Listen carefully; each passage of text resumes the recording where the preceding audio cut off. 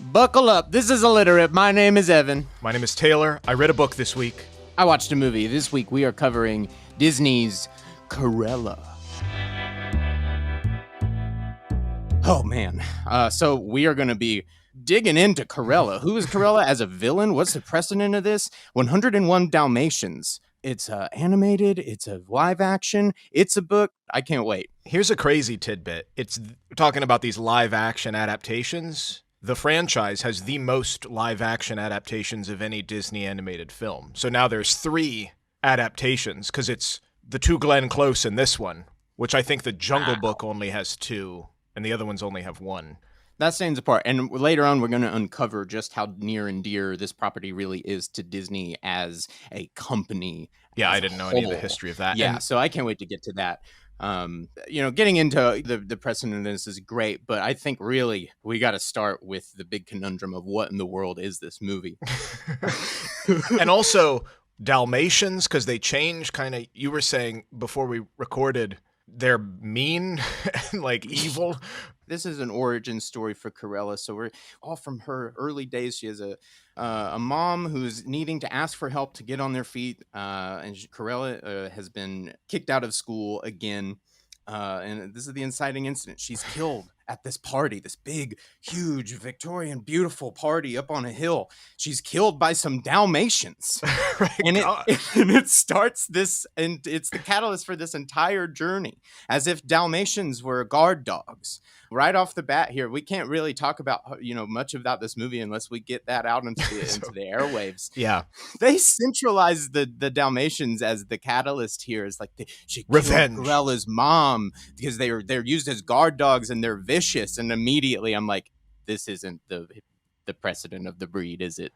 Right. Well, it's like I saw this thing that was like if Batman's parents were killed and then he wants to make a coat out of a robber or something. It's a really weird vengeance that you have here. But I have a personal connection to this. So one of my side jobs every single weeknight, I walk 2 Dalmatians for this older lady that lives in the neighborhood, a couple houses down. And I always get tons of compliments walking them, and they're just sweet as can be. But so talking about what Dalmatians actually are, the origin is from a Croatian province called Dalmatia, which is why they're called Dalmatians. Okay. And the original intent, they did a lot of different things, but got pigeonholed into guarding horses and carriages. Oh, yeah. And so they are a little bit in the guard breed, but they are very aloof. They're very wary of strangers. They mostly have a kinship with horses. That's why they're featured with firemen, because old fire trucks were not trucks, they were carriages, and horses could be really spooked by fires. And so the Dalmatians would be all around them. They kind of like cull the horses. It's not so much about like keeping the horses safe from like robbers with guns. And Right. It's really the Dalmatian would just go along with it. Like that's part of the 101 Dalmatians is like you can steal these dogs.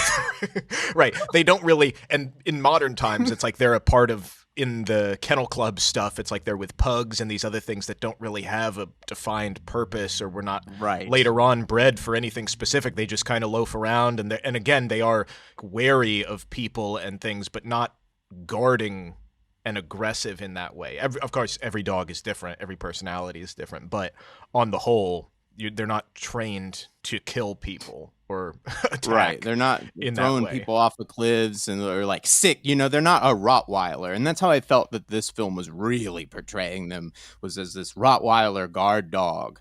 It was bizarre. I'll just say also in terms of the confusing, like, pure evil thing, just as a point of remembrance from the original animated one, talking about how Cruella is pure evil and kills puppies, she does not succeed in killing any puppies in 101. Like, she ostensibly has done nothing wrong, and also she outsources it all to henchmen and all of, like, so what does the book do different? Litigator. Well, yeah. We'll see as we get to that. This film, though, interesting, directed by Craig Gillespie, who also directed I, Tonya, which I had not seen, but it's similar in the sense. It's a great movie, and it makes total sense for me, and that's one thing I must say, hats off to Disney for that choice, because that's an inspired choice, and you can see, okay, if we're going to talk about Tonya Harding, did she not? Is she bad? What happened?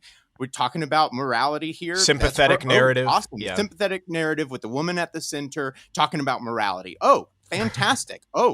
This is probably why Cruella is going to be a success, because this guy is at the helm, period. Because I think what we're about to get into is that taking this character and putting it in this place as the centerpiece, much like a Joker or other films like that, where we're really deconstructing the villain. You have to change things. And at that cost, it often goes directly against what the character existed for in the first place. Yeah. So one of the things they change has to do with the fact that she's an aspiring fashion designer, becomes a fashion designer. That's not in the original stuff or in the book, which we'll talk about. But that is a facet of the remake from 96 with Glenn Close, who actually is also an executive producer on Cruella. But that whole she's a fashion designer, all of that stuff comes from the remake. And interestingly, the screenwriter for The Devil Wears Prada was hired to write an early draft of Cruella, and she gets story credit on the film with some other folks. But Aline Brosh McKenna. I'm so embarrassed. I definitely, for a time, like in my mind, I melted Devil Wears Prada into the 101 Dalmatians property, like entirely. Right. So it wasn't until I got out of high school and I need to see Meryl Streep. Okay. Yeah. This is actually beautiful. So thanks for the validation. And even that Cruella is in part the same writer. Yeah. So she knows what the story is. I'm not crazy. No, it's all merged together. And one of the other things merged together, getting to the origins of this character, when she's being a maid in the film, I don't know exactly where that is, but there's a movie playing in the background, and it's called... No, there's a lovely scene. I actually thought it was incredible. So the plot of this thing is, she is a low-time thief who's orphaned. Her mom died at this party. She's orphaned now. She's a low-time thief with some other kids who are on the street, and they just kind of make a living for themselves over the course of a decade and grow up. And so you're following her as they're pulling schemes. They've kind of got this ragtag crew together, and they're in a hotel, and they're just ripping off all the guests, going in and out of the rooms as maid service and all that kind of stuff. And there's just a beautiful moment where she sees a billboard out the window for the Baroness, the designer, all that kind of stuff, and she thinks about her mom. I think the voiceover comes in. She starts talking to her mom. Would you have wanted more for me in this life? And she actually stops what she's doing and kind of just sits down on the bed, looks out the window to the billboard, and then on the TV. There's an actress. It's black and white, old classic film. I don't know what it was. Well, I'm going to tell you here. Yes, I know, and that's why I'm setting this up. It was a beautiful moment where she turns to the TV, and I don't know what it was exactly, but you just get this. You get the character replacement. The mom is now in the TV. They don't do any of that. It's just this old film, but now it's supposed to stand in for her mother, and she's just watching the TV for a moment, just getting a moment to look at her mom is what I feel. It's all nonverbal. It's very quiet. It's actually one of the most authentic moments of the movie. Right. But what was it? So the movie is called Lifeboat. It's an Alfred Hitchcock film, and the actress is Tallulah Bankhead. And we'll get to her when we talk about the original movie, but her mannerisms, basically her as a person, her energy, her life inspired the look and voice acting and everything of what we know as Cruella de Vil. Really? So it's a direct nod to what the animators ripped from this particular woman's life, Tallulah Bankhead. And so that's why they put it in there. I love that, as the character sitting there, and that's what that represents. That's beautiful. Yeah, that's beautiful. And who knows it's that? Yeah. Well, I mean, it's layered. It's beautiful. It's, when you're as the audience, you're taking it in as you're thinking about your mom, those kinds of things. But then it's even layered, textured into that as the character actually speaking to their influence. It's authentic. Love stuff like that. Yeah. Let's get to the book and the author and where this originally comes from. Fascination with Dalmatians and murdering them, and who Cruella actually is. Because this origin story now is that we're getting down to, original. I think my entire view of the character stems from the live action ones. So I'm realizing, man, I don't know who the original character of Cruella is at all. And God help us, there's a book even before the animated film. The author of the book, Dodie Smith, born 1896, lived until 1990. So she was 94 years old when she died. She saw it all, saw the successes, didn't see Glenn Close, but got to experience it all. More known for plays. She has 11 plays and only 9 books. She wrote her first play at the age of 10 and went to the Royal Academy of Dramatic Art for school. And the list of notable alumni on Wikipedia is insane. Really? Alan Rickman, Cynthia Erivo, Anthony Hopkins, Vivian Lee, just anybody who's British who is an actor of note went there. So that's where she went. Is mostly an actor afterwards. She was in a company that was traveling to entertain troops in France during World War I. So she started writing plays under male pseudonyms while she was working at a furniture store. One of her plays blew up in 1935, ran for 509 performances. She made it wealthy. She bought a cottage for herself and actually married a friend who worked at the furniture store, and then he became her business manager after that. And they relocated to the USA because her husband was a conscientious objector to World War II, and so to avoid all of that. And that's where she wrote her first novel and then a few more. Their story is that this couple, they loved dogs and they kept Dalmatians as pets, and at one point had 9 Dalmatians in one house together. So this is, she loves them, direct experience. And same thing in the original where they have 15 puppies, that happened with her as well. And the first Dalmatian she ever had was named Pongo, who is the name of the original boy Dalmatian in the animated one. So the idea for this novel, she has all these Dalmatians. One of her friends came over at some point and said those, just offhandedly, those would make a lovely fur coat. She's like, here we go. What a weird thing to say, but also interesting. Tell me more. Yeah.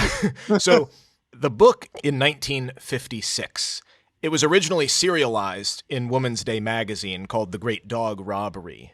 Oh, I like that. Like the Great Train Robbery. Yeah. And the basic story is pretty much the same. The dogs think they're the owners of humans. That's kind of a great bit from the original movie where, it's the dogs narrating. It's a kid's movie, and same thing with the book. It's the dogs. Very good. Okay. But it's weird because the dogs don't talk in the remakes.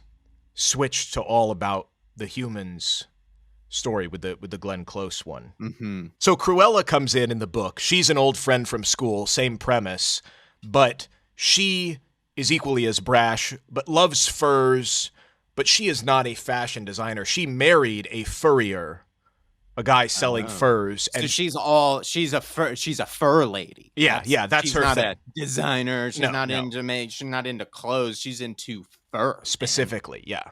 And she makes her husband take her last name, which would be very contentious at the time. Oh, wow. She's always cold, which speaks to her hellish nature. So that's why she wears furs all the time. Mm-hmm. And she forces him to keep all of his furs at home so she can wear them whenever she wants. But they haven't sold them all. She's just in love with that. And what's directly lifted from the source novel is basically everything. It's really just simplified. So they don't have 2 sets of adult Dalmatians. It's just one set. Right. And too many dogs in this. Yeah. God, it's too confusing. And there's, one maid. That's 104 Dalmatians. Yeah. It doesn't work. There's one maid instead of 2. They get rid of the Cruella's cat who helps them that she abuses. Yeah, that all that stuff goes away. Yeah. So makes it a lot simpler. And then what's interesting is the hair coloring, the black and white crazy hair, comes from illustrations in the novel. So when I read the novel, I don't remember them specifically describing her as such, but in the drawings, it's halvesies, black and white hair. So that's where that bit comes from. So it's not just laid out too. Then she had stark white hair on one side. No. Yeah, she just wears really opulent clothes because of her rich husband. Yeah, she's wearing green. Just hanging bells on what did we what have we amassed into what we know as the character now? I'm just hearing, here the This is really interesting of how much this character seems like it's changed, and we've only begun. Right, and because it's a cartoon for the movie, they make her way more chaotic. You know, she's having dinner with them. She's not bursting into the room, flailing around like a crazy woman, and then, screaming her way out in her car. All that comes from peeling out from the film. Doing a burnout. Yeah. The name Cruella de Vil literally is like cruel devil. Right. Which there's even a literary allusion, though, that I didn't realize. So in the Bram Stoker's Dracula, the original novel from the 1890s, part of it is the fact that he is a vampire and he's trying to move from Transylvania to London. And the letter that he writes to purchase the house, he pretends to be a foreign nobleman, and his fake name is Count de Vil. So that's the alias for Dracula in the original Dracula, which that's fascinating. She pulled from. So she has a Dracula connection as well. Yeah. That's cool. But like we said, really, it's about the character performance and the eccentricities and the madness with which she dominates the scenes. Right. In the animated one. The fashion designer, the status gives her confidence and a reason for all of that, instead of just like a writhing psychopath. Right. As in the original. What's interesting, though, is it almost never happened. You alluded to at the beginning, because Disney was about to close it down before this film. Really? And I didn't know this history of it. So here's the talking about. Yeah, this is what I've been waiting on. From the animated side of things. 1959, there was talk of closing down the entire animation department. Disney was saying it's way too expensive. They were focusing on the live action, on the theme parks. What has been... I'm trying to get a sense of where this stands. What's been made and what hasn't been made in terms of our classics. So they just put out Sleeping Beauty. They had done Snow White, they had done Dumbo, they had done other ones in that time frame, but Sleeping Beauty, it just got more and more expensive. It was hugely ambitious, and they had tons of financial problems. And so they were just like, this isn't worth it. We cannot. They actually had 500 people inking all the individual cells. They had to reduce that down to 100. These movies are works of art for beyond what we really can describe. Yeah. So it'll be a long time that we'll be actually realizing, oh, wow, these are exquisite in ways we've never appreciated. So they're like, we can't do this anymore. Disney read the book in 1957 and immediately obtained the rights. He loved it. And then Smith had hoped one day... dog guy, I need it. Yeah. The author of the book had hoped. She always said, I wondered if it would ever be a Disney film. But here's some of the stuff of the production that saved it. So a new technology, Xerox, was coming in. Oh, yeah. Very early, though, transferring the drawings to the animation cell. So it's eliminating the inking. Well, they got rid of 400 people, so you're going to have to figure out how can we now put all of this, paint every single thing on every single cell. Right. So the difference, though, and if you look at a trailer for the old film or watch the old one, it's more of like a black, scratchy outline. It's not as crisp or pristine as hand painting it. And so Disney hated this, and he looked down upon the art director up until right before his death, because he was like, I don't like how these things look. They don't look crisp. They don't look fantasy, that kind of thing. But it really helps. He'll carry it to his grave. Yeah. But it really helps animate a bunch of spotted dogs, because also not only can you just plaster on the backgrounds without having to paint them, the black parts at least, you can duplicate puppies in the animation. So you can, if you're having 100 or a bunch of them, 15 at least on the screen, you can animate some of them and repeat the process in a singular frame. And also, I think part of what he didn't like is it's only the second Disney film that takes place in their present day, which is not fantastical at all. Dumbo was the first that happened in the 40s, but this is not a fairy tale. Huh. And then also one of the few Disney features to have only 3 songs. It's not a musical type of thing. Most of the Disney features have 4 or more. And then the song is Cruella de Vil, which is diegetic to the thing because the guy's a musician. Okay. The only other two songs are the theme song for Canine Crunchies, which is the commercial the Dalmatians are watching on TV, and then Roger has a little ditty about a Dalmatian plantation at the very end, but it's only 2 lines of the song that he sings. So it's all diegetic. It's all situational. Yeah. Cool. So that also dropped down, I think, some of the production efforts involved in it. The character, though, like we teased from that movie Lifeboat, Tallulah Bankhead was a stage actor and film actor, and she is very much like Cruella de Vil, unconventional, extravagant, extremely sexual for the time, which was very controversial. For example, on that film Lifeboat, there was a lot of going up and down ladders, and she refused to wear underwear. Oh. And was very letting people know that as well on the set. She chain smoked. She had tons of drug abuse problems, had a husky voice, bisexual relationships, open about that. So she's much like our Ma Rainey in other characters we've covered earlier this year. Then that's absolute that's interesting. Force really to be reckoned with. Dies early.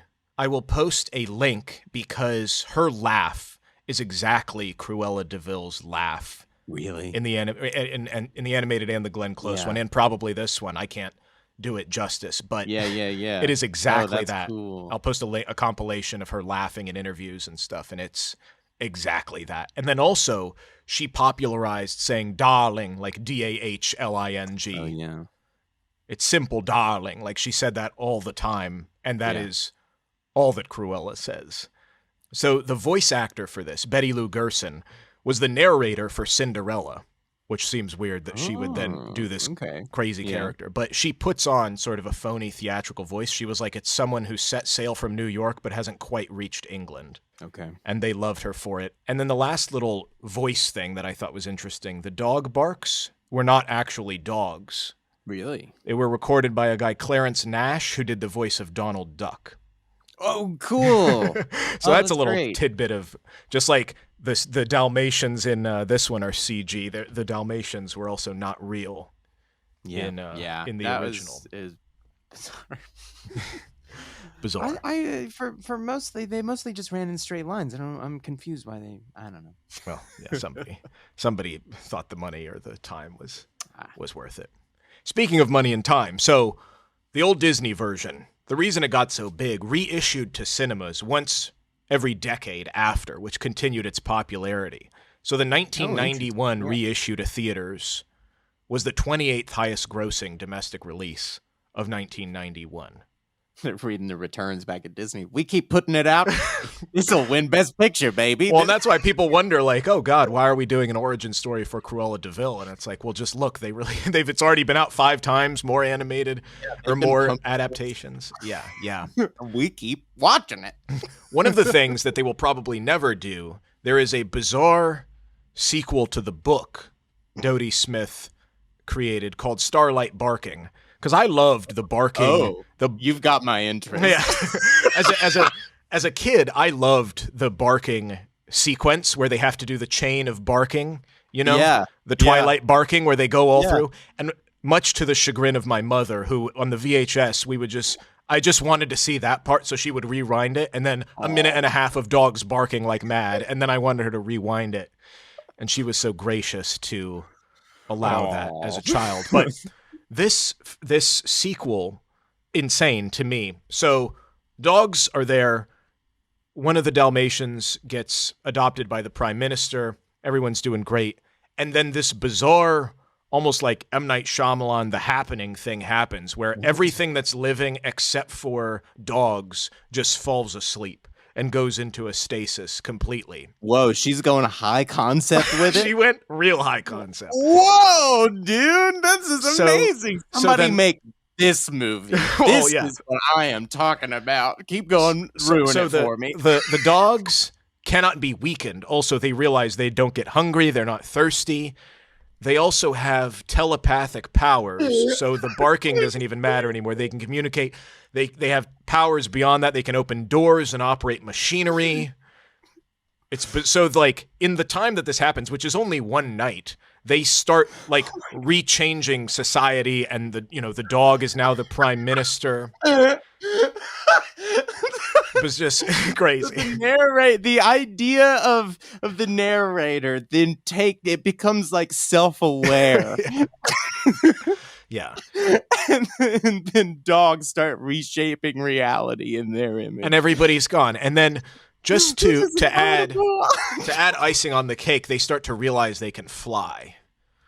So wherever you want to take that, there's a voice that speaks telepathically to all of them saying, be aware, look to the sky, be available at night, have access to the stars. And this is incredible. Sirius, the Lord of the Dog Star, which is a constellation, wants them to ascend to the heavens because of a inevitable nuclear war that's going to happen. Yes, and all of the dogs will be forgotten. It's as if they will never have been there. Humans will not remember. They will not be missed. All of that stuff. Somebody has been listening to me at 2 a.m. The dogs, however, choose the humans and agree to stay. And that's the end, and all is well. Man's best friend. Exactly. And so I think, this comes out 11 years later, and this is in the height of the space race and the moon landings and start of the Cold War, all that stuff. So I think strategic with it. She's very much in on this. I can get in on this. So the Disney will never position this property to get in on this market as really high concept sci-fi multiverse psychedelic stuff. That's what the people want. Yeah. Thank you so much. Mm-hmm. Cruella is featured in that. They go make sure she's sleeping as well, and she is, but she's angry. She's not happy sleeping. That's she's her little angry cameo, and she's moved from dog coats to raincoats. She's all into like plastics and industrialized production. So that's I'm looking here, and it seems, and maybe I'm skipping ahead, but it seems that there's another sequel to the original cartoon, which they made direct decades to whatever. Later. Yeah. There's also there's a TV show in 2003. Yeah. I'm blown away. There's a TV show in the 90s as well that's lasted for a year. They definitely, with Glenn Close's thing, said we got to get back on this. Yep. So speaking of Glenn Close, let's talk about female villains, where that fits in and what they're doing here. So let's set up. This film positions Cruella as the apprentice of the top designer in London, the Baroness. Things unfold and we realize that the Baroness is the one who killed her mother. Mm-hmm. And starts taking on this persona that she had as a child, the other side of her. Her name is Estella, but she had this dark side, the Cruella, that she's been having to quell and calm down and be Estella and kind of fit into society. Well, she uses Cruella as this alter ego to get back at the Baroness. Then we find out that the Baroness is actually Cruella's mother. Mm-hmm. So you can see the turn of this. It keeps turning and it keeps turning. And by the end of it, I felt like it was just chasing itself to make this fit. As an origin story. As an origin story, because they have contorted this girl every way that I could imagine for this type of story. And now it's Darth Vader and Luke, baby. I am your father, and that's what they throw in for the third act. It plays, it's entertaining. I mean, I think the director has done an amazing job. It'll probably win some amazing awards for costuming, right. All the design, that kind of stuff, incredible. But it's felt down to a character piece. Right. Well, so let me bring up. We had talked about a long time ago in our Gretel and Hansel episode, eons ago, talking about the Brothers Grimm and how their stories sort of changed over time, because originally they were just scholars recounting folktales in 1812. And then by the child-friendly 7th edition in 1857, we had talked about how the mother of Hansel and Gretel had been changed to the stepmother, and how there had been, changes over time to create appropriate morality for children. Right. Similarly, interestingly, that Maleficent became a thing.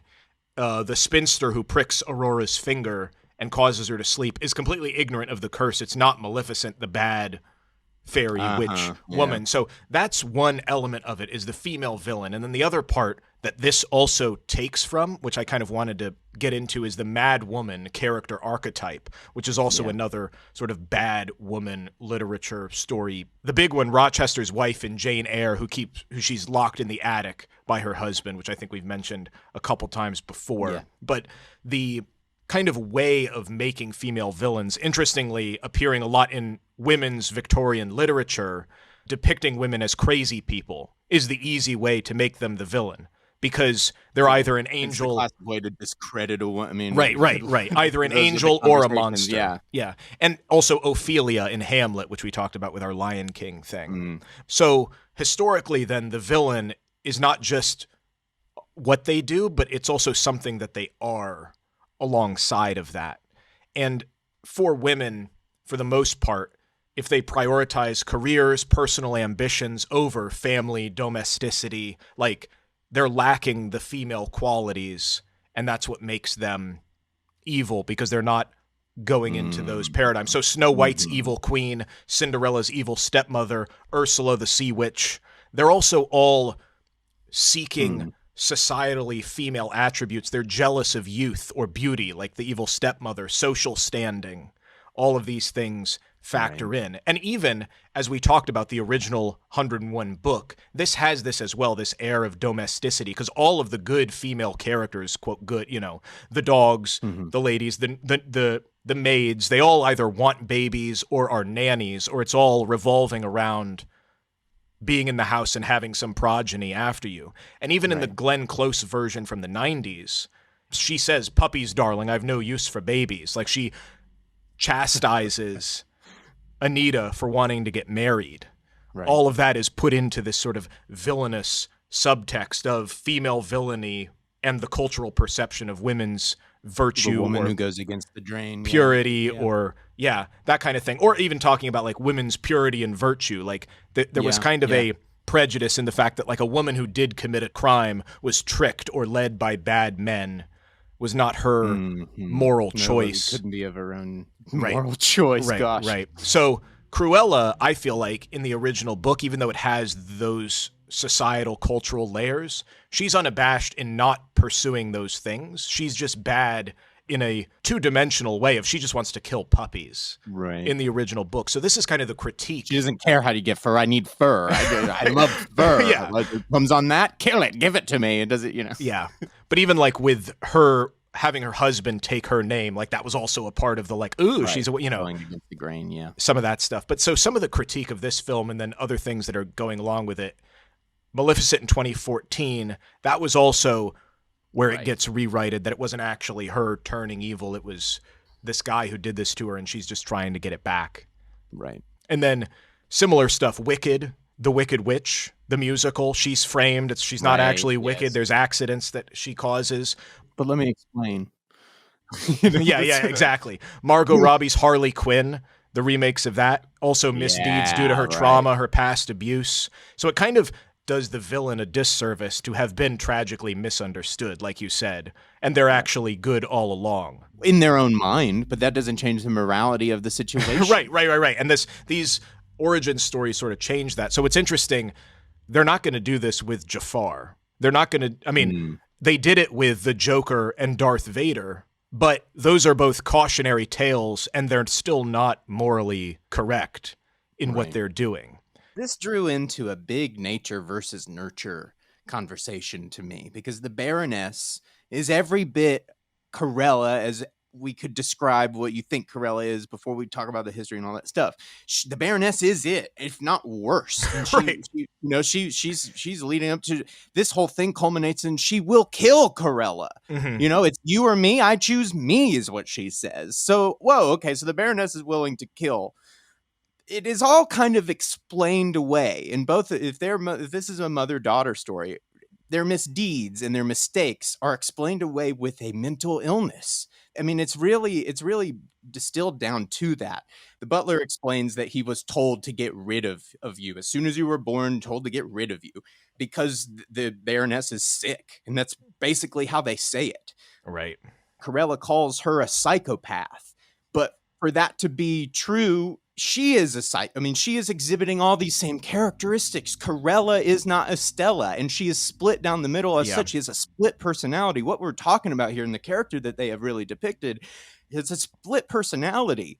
Well, and this has been done as well, talking about like a lot of people find themselves in villains because villains are the parts of us that we're not, that we don't see in the heroes, that are not involved in, or are not parts of ourselves that we're able to see. They're wrapped up that they can't see the whole situation. Mm-hmm. That's often what you're ended up with at the end of the arc of the villain is left with, I see now after the fact. So it's interesting that we're having these origin stories of villains sort of doing a postmodern, they didn't actually know and it isn't their fault. They were consumed by their own world, but this movie ends as that being the new reality.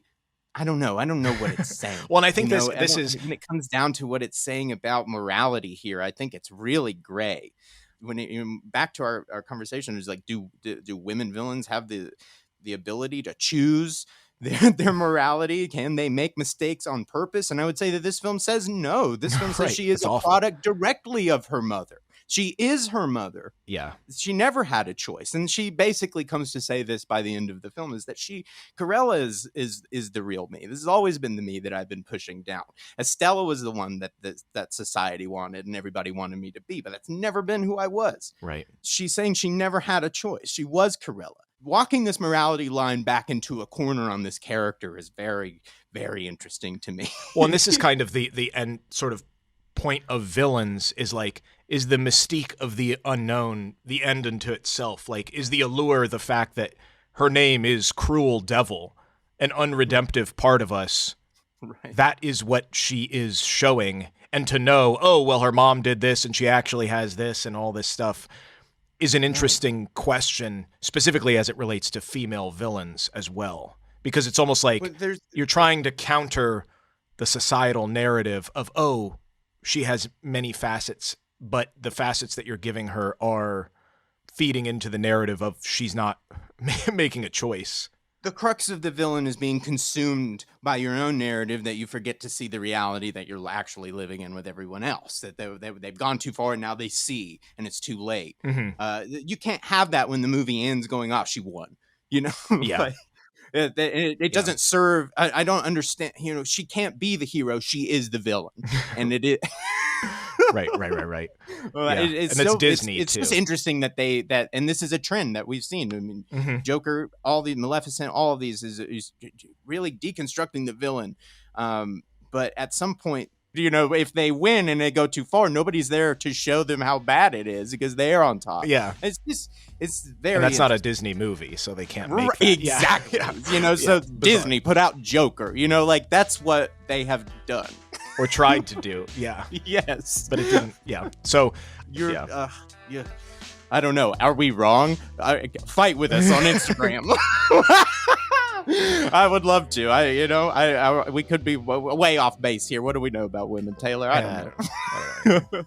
But yeah, these are the critiques. These are the questions and comments. It's interesting that there was a book. They've tried this. They've tried it again. I honestly had no idea there was so much, and I did not really realize that it saved Disney. Yeah. Will people get sick of? No, the villain's actually the good person, or do we like our villains because they're bad? Right.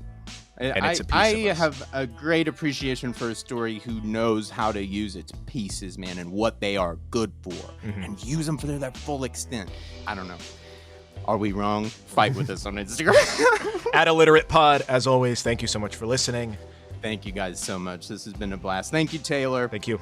Let us know what you're into. Let us know what you're excited for. Let us know what you're reading. And let us know what you thought about Cruella. Reach out. We'll speak at you next week. See you then.